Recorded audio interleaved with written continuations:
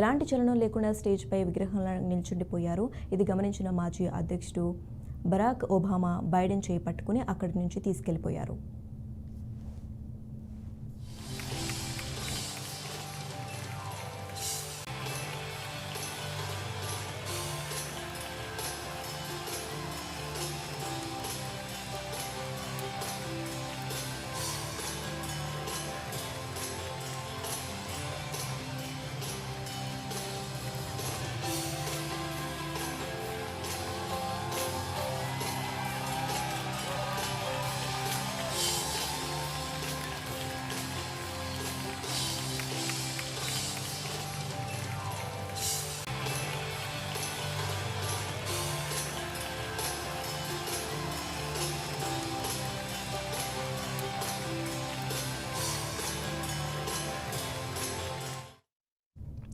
శనివారం లాస్ ఏంజల్స్లో జరిగిన fund raising క్యాంపెయిన్లో ఈ ఆసక్తికర ఘటన చోటు చేసుకుంది.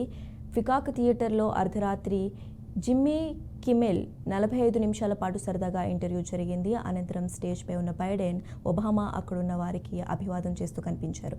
ఆ సమయంలో బైడెన్ దాదాపు 10 సెకండ్ల పాటు నిశ్చలంగా నిల్చుండిపోయారు.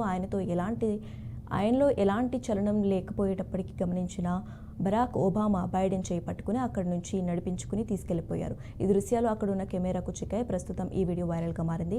అమెరికా అధ్యక్ష ఎన్నికల వేళ బైడెన్ ప్రవర్తన ఆసక్తికరంగా మారింది.